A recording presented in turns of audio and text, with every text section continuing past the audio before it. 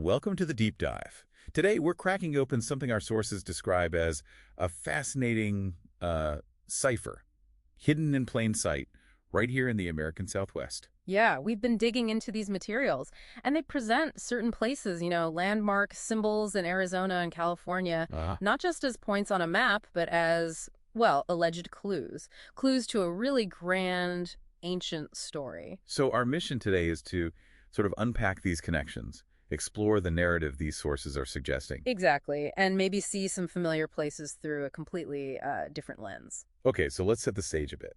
The sources talk about this big cosmic drama, they call it the game, right? Mhm. Happening over huge timescales, cycles. Mm-hmm. At its core, the story they lay out is about this recurring cosmic event. There's a powerful figure, the Monarch, who apparently fell, Okay. leading to this world-changing catastrophe they call the Great Reset. And this reset wiped out an old civilization. That's the claim, a fallen kingdom called ToTo Teac, and it kicked off a whole new cycle. All right, got the framework.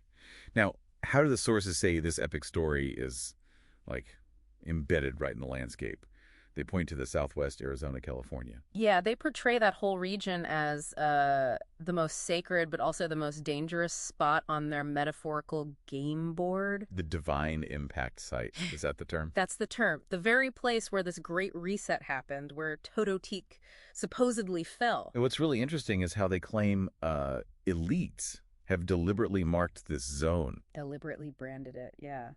With a trinity of symbols. The sources argue these aren't just coincidences, they're meant to declare the history and purpose of the area. It's a hidden narrative. Okay, let's break down that trinity. First up, Alcatraz, Uh, the famous island prison, The Rock. mm-hmm. Sources say that nickname, The Rock, isn't just casual. How does that connect? Well, according to these texts, the rock is identified as a primary name for something they call Alpha, which they equate with the moon. Alpha the moon. Okay. And they describe Alpha as the vessel holding the sleeping monarch, that central figure whose dormancy defines the whole cycle. So Alcatraz, the prison. Becomes a sort of small-scale earthly model of a great cosmic penitentiary, a prison within the prison, you could say. Wow. Named for the very monarch whose sleep dictates the cycle. They call it a cynical architectural confession. That's quite a take on Alcatraz. Mm. Okay, so if the prison represents confinement, how do the symbols show the actual reset event? Let's look at the Arizona flag. Right, the flag of RI zone, as they might emphasize it. Uh-huh. They say it's not just a design, it's a literal diagram of the reset. How? Well, the key feature is that big starburst, right? Yeah, the copper star with the rays. The sources explain that burst as a direct visual of the reunion eclipse. The reunion eclipse described As the asterisk, the flash of light, the boom of a cosmic wedding. It's the pivotal moment. Okay, and the colors, Yeah. red and yellow rays. Those are identified as the sacred colors of Beta, the sun, Alpha's counterpart in their system, Oh. and the central star. The copper star? They identify it as Polaris, the monarch's eye.